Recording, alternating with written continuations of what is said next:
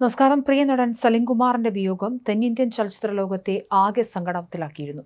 Pneumonia കലശലായതോടെയാണ് അദ്ദേഹത്തിന്റെ അന്ത്യം സംഭവിച്ചത്. സിനിമാക്കാരൻ എന്നതിലുപരിയായി നിലപാടുകളുടെ താരം കൂടിയായിരുന്നു സലിംകുമാർ. കേവലം 56-ാം വയസ്സിൽ അദ്ദേഹം ലോകത്തോട് വിട പറയുമ്പോൾ ജാതിയോ മതമോ ഇല്ലാതെ മക്കൾ ചിതയൊരുക്കി ഔദ്യോഗിക ബഹുമതികളോടെയാണ് ഈ നാട് അദ്ദേഹത്തിന് വിട നൽകിയത്.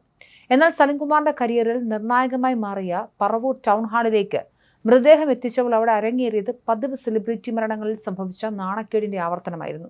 മരണവീട്ടിലെയും പൊതുദർശന വേദിയിലെയും വികാരങ്ങൾ പോലും മാനിക്കാതെ ചാനൽ ക്യാമറകളും ആയിരക്കണക്കിന് യൂട്യൂബർമാരും മൊബൈൽ ഫോണുകളുമായി ഇരച്ചുകയറിയത് വലിയ അസ്വസ്ഥതയാണ് ഉണ്ടാക്കിയത്.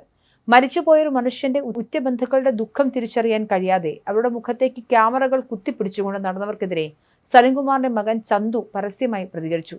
നിങ്ങൾക്ക് എന്ത് വേണം, ഒന്ന് മാറി നിൽക്കൂ എന്ന് ചന്തു പൊട്ടിത്തെറിച്ച് പറഞ്ഞതോടെയാണ് മാധ്യമപ്പട അല്പമെങ്കിലും പിന്നോട്ട് മാറിയത്. മരണവീടുകളിലെ ഈ ഓൺലൈൻ മാധ്യമങ്ങളുടെ അതിക്രമം അവസാനിപ്പിക്കാൻ മുഖ്യമന്ത്രി തന്നെ കർശനമായ ഇടപെടൽ നടത്തേണ്ട സമയം അതിക്രമിച്ചിരിക്കുന്നുവെന്ന ചർച്ചകൾക്കും ഇത് വഴി തുറന്നു. ഈ കടുത്ത ബഹളത്തിനിടയിലും പറവൂരിലെ ജനങ്ങൾ കണ്ടത് മുഖ്യമന്ത്രി വി ഡി സതീശന്റെ തികച്ചും ജനകീയവും മാതൃകാപരവുമായ ഇടപെടൽ തന്നെയാണ്. സലിംകുമാർ വെറുമൊരു നടൻ മാത്രമല്ല, സതീശന്റെ ഉറ്റ സുഹൃത്തും സഹോദര തുല്യനുമായിരുന്നു. ഒരു കാരണവരെ പോലെയാണ് സതീശൻ അവിടെ കാര്യങ്ങൾ നിയന്ത്രിച്ചത്. മുൻപ് സെലിബ്രിറ്റികൾ മരിക്കുമ്പോൾ പിണറായി വിജയൻ എത്തുന്ന ശൈലി നമ്മൾ കണ്ടിട്ടുണ്ട്.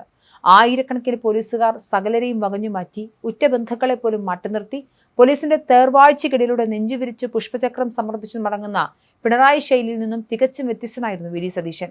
VVIP സംസ്കാരങ്ങളൊന്നുമില്ലാതെ സാധാരണക്കാരനെ പോലെ അദ്ദേഹം സലീമിന്റെ കുടുംബത്തിനൊപ്പം നിന്നു.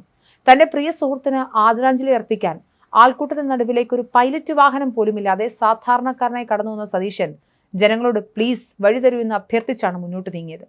സലിംകുമാറിന്റെ മക്കളെ കെട്ടിപ്പിടിച്ച് ആശ്വസിപ്പിക്കുകയും ഭാര്യയെ ചേർത്ത് പിടിക്കുകയും ചെയ്ത ശേഷം അദ്ദേഹം ആൾക്കൂട്ടത്തിന്റെ ഭാഗമായി അവിടെ നിലയുറപ്പിച്ചു. അതിനിടയിൽ ഒരു മരണവീടാണെന്ന ഔചിത്യബോധമില്ലാതെ മുഖ്യമന്ത്രിക്ക് ഷാൾ അണിയിക്കാൻ വന്നൊരു രാഷ്ട്രീയ പ്രവർത്തകനെ സതീശൻ അപ്പോൾ തന്നെ ദേഷ്യപ്പെട്ട് വിലക്കി. ഒരു ഉറ്റ സുഹൃത്തിന്റെ വിയോഗത്തിൽ നിൽക്കുമ്പോൾ ഷാൾ സ്വീകരിക്കാൻ വിസമ്മതിച്ച സതീശന്റെ ഈ നിലപാട് അദ്ദേഹത്തിന് ഉയർന്ന സാമാന്യബോധ്യത്തിന്റെ തെളിവായി. ടൗൺ ഹാളിലെ ജനക്കൂട്ടത്തെ നിയന്ത്രിക്കാൻ ആർക്കും കഴിയാതെ വന്നപ്പോൾ സാക്ഷാൽ മുഖ്യമന്ത്രി തന്നെ രംഗത്തിറങ്ങി മാറി നിൽക്കൂ എന്ന് ജനങ്ങളോട് വിളിച്ചു പറഞ്ഞ് രംഗം ശാന്തമാക്കി. സ്വന്തം സുരക്ഷയെക്കുറിച്ച് അല്പം പോലും ആശങ്കയില്ലാതെ ജനങ്ങൾക്കിടയിലേക്ക് ഇറങ്ങിച്ചെന്ന് കാര്യങ്ങൾ നിയന്ത്രിക്കാൻ കാണിച്ച ആ ഇച്ഛാശക്തിയാണ് വി ഡി സതീശനെ യഥാർത്ഥ ഭരണാധികാരിയാക്കുന്നത്.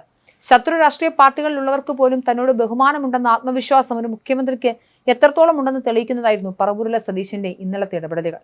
അതേസമയം സലിംകുമാറിന്റെ മരണവീട്ടിലെ ഓൺലൈൻ മാധ്യമങ്ങളുടെ അതിരുവിട്ട പെരുമാറ്റം വലിയ വിമർശനത്തിന് ഇടയാക്കിയിട്ടുണ്ട്.